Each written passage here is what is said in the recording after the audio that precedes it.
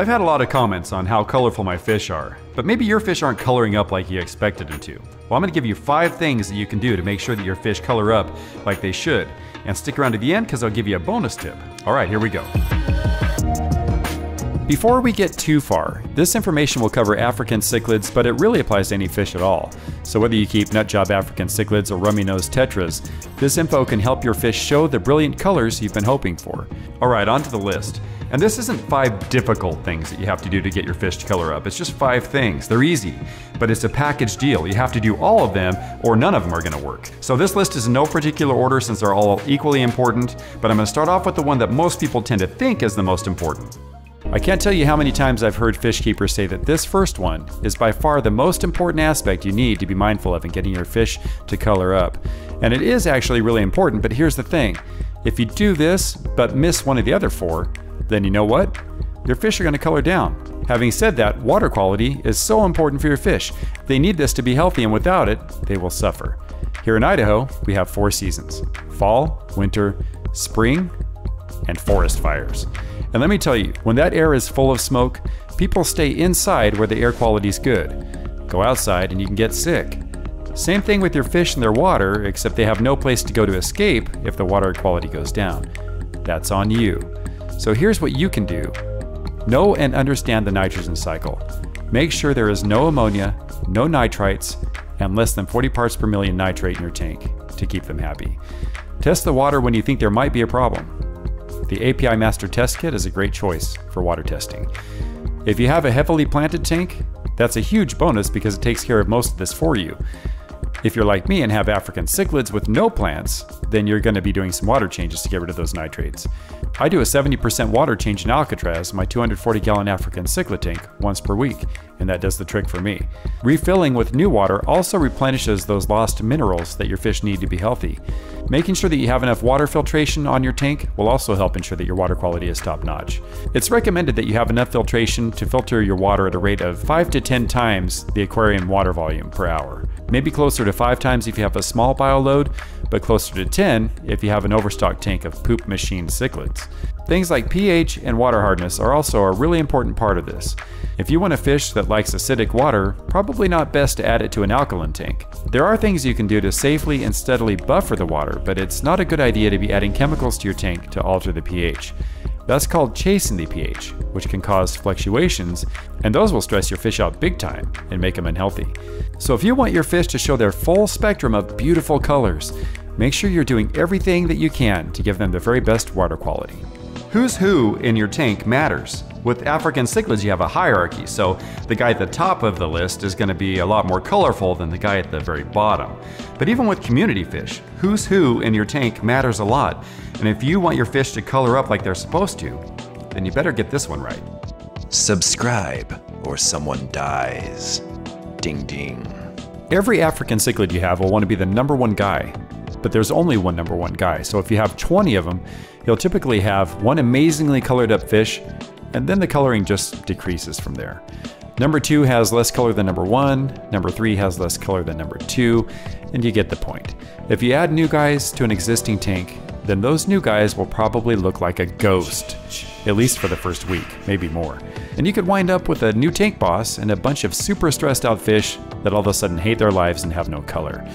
On the flip side of that, add smaller guys to your current inmates, and they'll try to go unnoticed, which means definitely coloring down. This is the way I typically add new fish to my tank, because they usually do go unnoticed by others.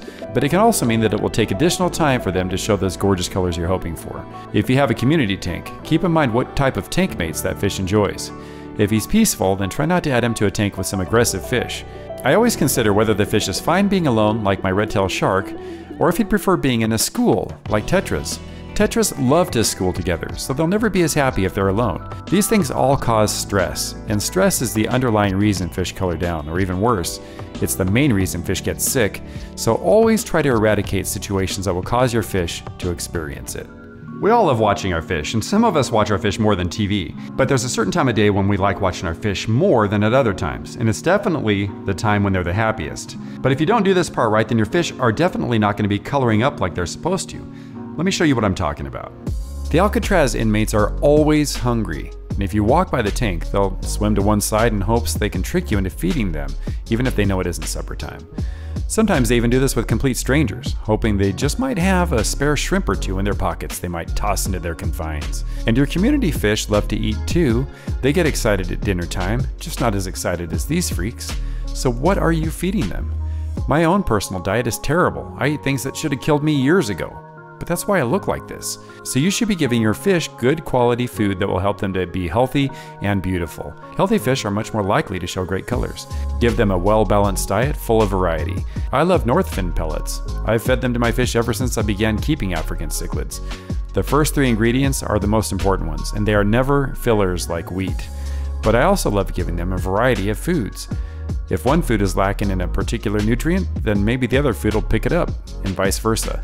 So I also feed my boys Ron's Cichlid food, another quality pellet with wholesome ingredients. It's good to have a couple of top-tier brands on hand. And pellets are better than flake food, since the cooking methods for flakes cause them to lose more of their nutrients. Frozen foods are great as occasional treats, and freeze-dried foods fall in just behind frozen. Even though live foods are wonderful for many types of fish, I'd avoid it unless you're raising the food yourself. They could carry a disease that'll spread to your guys once they eat it. Nasty.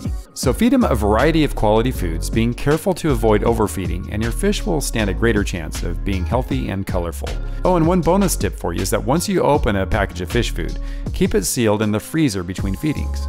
This will drastically slow down the nutrient loss you'll experience if it's left at room temperature.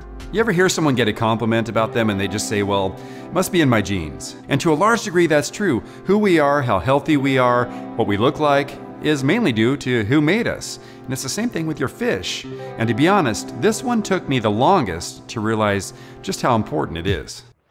I used to buy my fish wherever they were available, especially during the pandemic. Hardly anyone had a large variety of African cichlids, and this lack of available stock led me to a site of an online seller that I wouldn't have looked at otherwise. But I really wanted fish, and I mean bad. Well, to make a long story short, I wound up ordering maybe 4 shipments from the seller over a few months, and let me tell you, it was a mistake. I had poor quality fish, and most of the guaranteed males turned out to be females. Read reviews and don't overlook the negative ones, even if there are positive ones too. They are probably very important. If you buy fish that have poor genetics, then they are likely to never be as healthy and color up like good stock will. Likewise, if they're raised in a poor environment with cheap food, then they'll likely be unhealthy and it'll take them longer to color up. In fact, they may never color up to their full potential at all. So always buy from great breeders. Fish that have good strains and genetics will usually be wonderful specimens that'll knock your socks off. And my recent shipment from Ron's Cichlids has been amazing so far. You'll feel really good knowing that your fish are starting off right, long before you even go pick them up to add to your tanks. Have you had any outstanding experiences with an online breeder or seller? Let us all know in the comments. Hey, want some cool Cichlid Charmer swag? It'll be available soon. Just check out this cool shirt with the Cichlid Charmer logo on the front, and look what's on the back. Now everyone can know that you like crazy fish just like I do. I'll be coming up with other lines besides the nut job line as well. Check in the video description of upcoming videos to see if it's available. It'll be a great way to get some cool cichlid merch that you can wear or use, and to support the channel at the same time. It should be in the next week or two that this is available. Alright, back to the video. Alright, this is factor number 5, but remember I have that bonus tip that I was talking about at the beginning of the video coming up.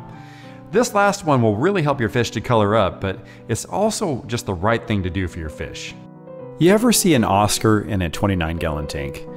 If you have, then it probably broke your heart. These Oscars are definitely much happier, and they're in an 8-foot-long tank. They get really big and they need a lot of room. You need to look at each fish you're interested in and research them. I want my fish to have great lives, not stuck in some tank so small they can barely move. No, it's too small. And it doesn't even have to be that extreme. Think of a school of 20 tetras in a 29-gallon tank. They may seem fine since they're so small, but it isn't fine.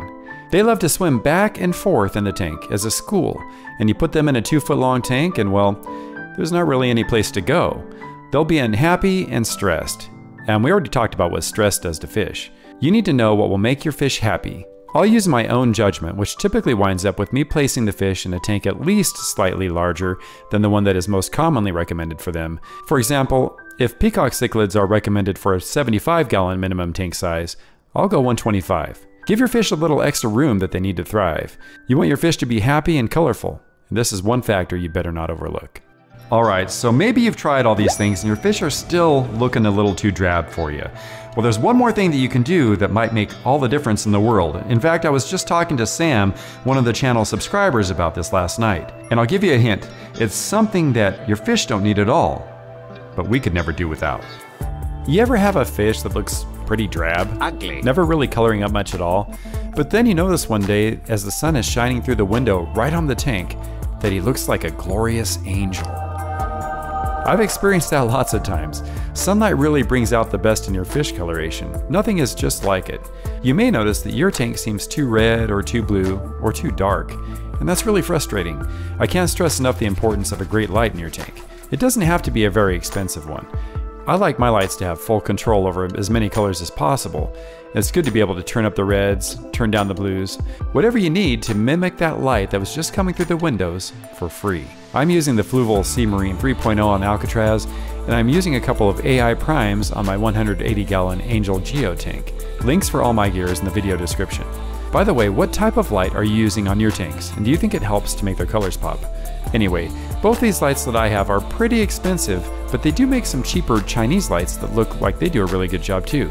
Just check out MD Tanks on YouTube if you want to see what small, inexpensive lights can do. It's pretty impressive. Remember that your fish can have all the color in the world, but we need light to see color. So use a bad light and you'll just never get to see your fish at their best. So what do you think? Are these all easy things that we can do to get our fish to color up? And even though I said they're all equal in importance, is there maybe one that you think is actually more important than the rest? Or did I actually forget one? Let me know in the comments.